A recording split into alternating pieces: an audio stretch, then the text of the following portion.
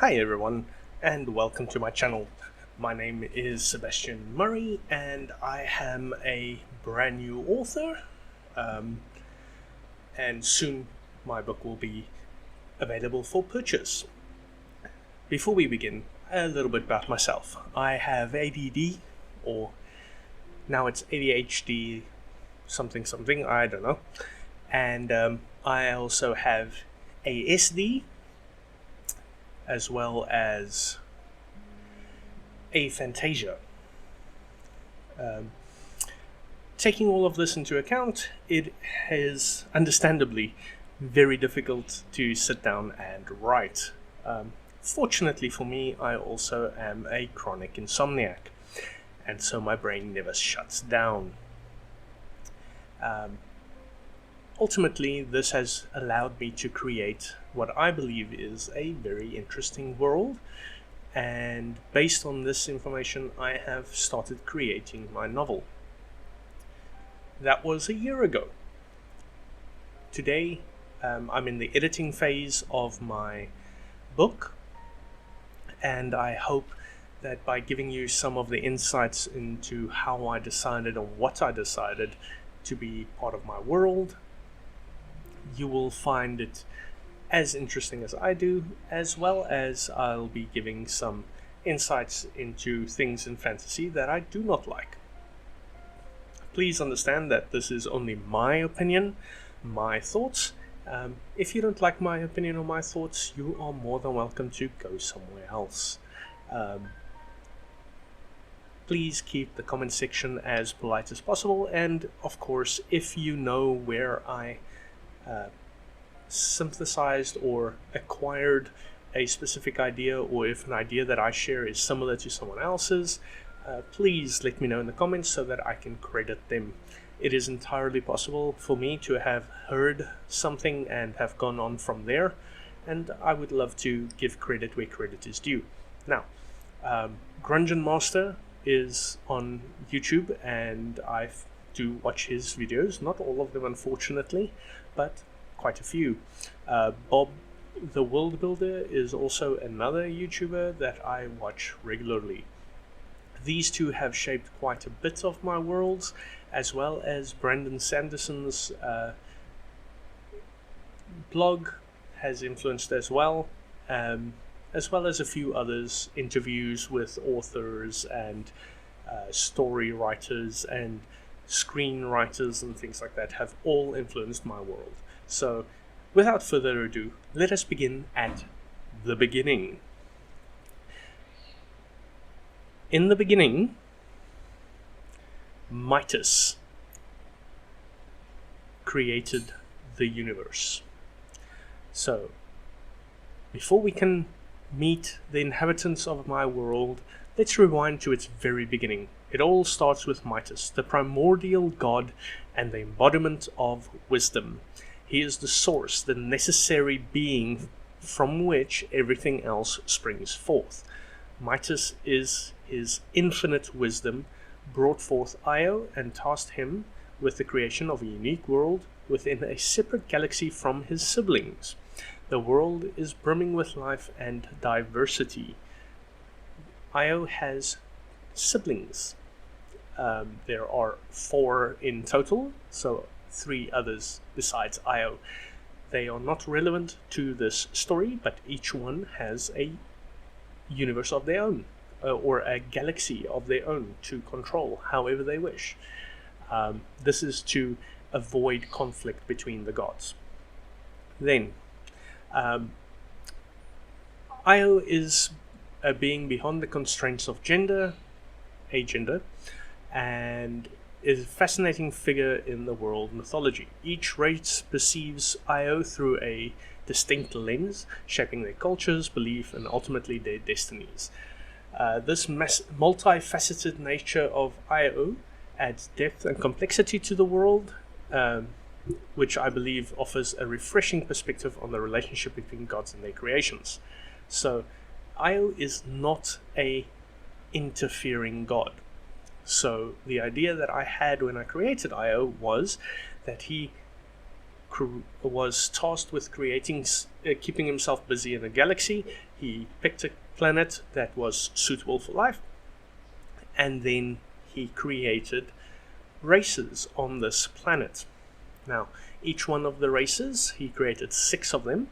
Each one of them believes different things about their own origins as well as others. Today, we're just going to look at what they believe about their own origins. In the next video, or a following video sometime, I will dive into what they believe about each other, because I think that adds a dynamic to this world that might be interesting to explore. So the first group or race that we are going to be diving into is, of course, the Serpentborn, which is a straight up a steal from the Dungeons and Dragons Dragonborn. However, they are more mammalian than serpentine in how they reproduce and things. However, they do have a heated breath, or a fiery breath even.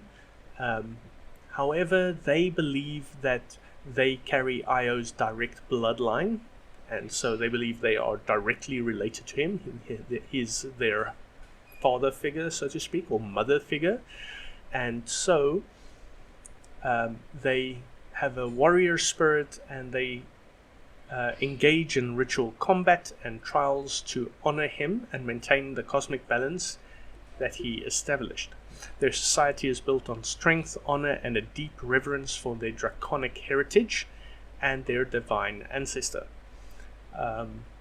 We'll delve a little bit deeper into their story specifically in a later video.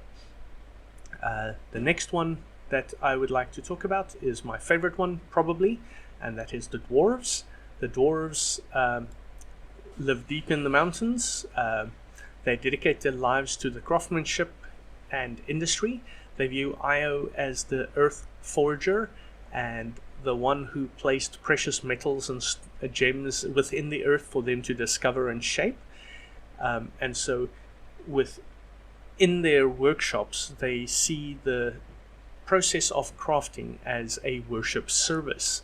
And so they meticulously craft each weapon or rune or whatever with devotion when they do so, and reverence when they do so. So it's not a loud yelling and screaming across a workshop, but it's more of a religious observance. So I think it adds an interesting layer to their work. The next one is Elves. Elves live in harmony with nature. They are drawn to the mysteries of the cosmos. They perceive Io as the celestial weaver, the architect of the heavens, and through astrology and careful observation of the stars, they seek to understand Io's grand design for the universe, finding guidance and purpose in the celestial tapestry woven across the sky. Their connection to Io is one of intellectual pursuit and a deep respect for the order and beauty of the universe. I think they are very far away from truly understanding Io at all. I think they missed the boat somewhere. And I like having the Elves be this very reverent group that are truly believers, but completely and absolutely wrong. And because they are not long-lived, they have a lifespan of about 130 years or so. So they don't remember everything that happened in the creation. Gnomes are boundless, with boundless curiosity and a knack for innovation and inventions. Gnomes are the tinkerers and innovators of the world. They see Io as the source of inspiration and ingenuity. They are constantly striving to unravel the complexities of his creation. Their workshops are filled with fantastical contraptions and experimental devices, each one pushing the boundaries of what is known and imaginable. For gnomes, understanding Io is the journey of endless discovery, fueled by a passion for knowledge and a willingness to take risks.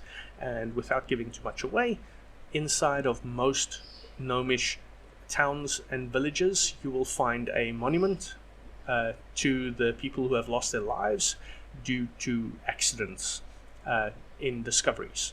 So they definitely push the limits hard. The next one is halflings. They are joyful and community orientated. They celebrate Io as the spirit of nature and simple pleasures. Their lives are filled with music, laughter, and a deep appreciation for the beauty of the world around them. They believe Io cherishes joy and connection, and their festivals and gatherings reflect this belief. Halflings are the masters of creating things that bring happiness, like delicious food, vibrant decorations, celebratory fireworks, brand new drinks, foods, and things like that. And then last but not least, the orcs, and they are often feared and misunderstood because they keep mostly to themselves.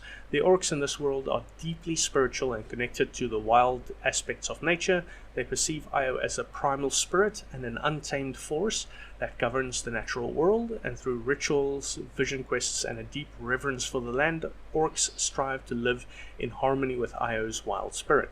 Their connection to Io is one of respect, understanding, and a recognition of the power and beauty inherent in the untamed wilderness. So these are the 6 races that I envisioned for this world.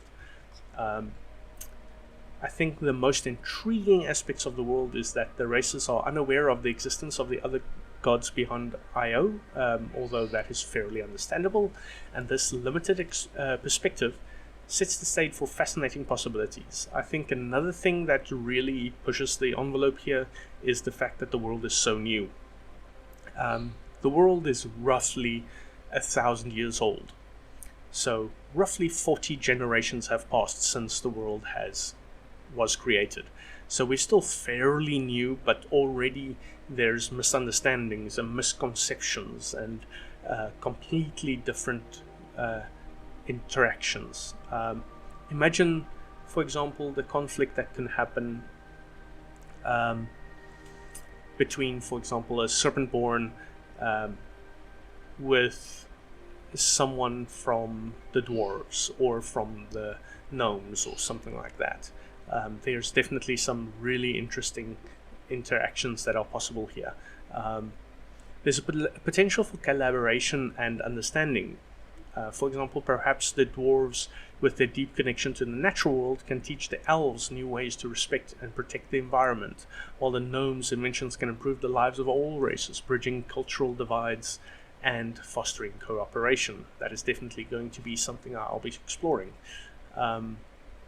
So I have tried to create a world that is complex, that has a myriad of possibilities, and by exploring relationships between Io and his creations, I try to get a varied mix of interactions, both religious, cultural, and also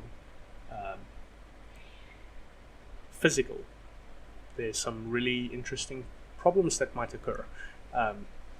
So I hope that you enjoyed that little brief interaction with my world, and in our next video we will expand a little bit into some of the other aspects of the world, and hopefully in the future we can investigate a little bit further. Let me know what you liked about this video, what you didn't like, and please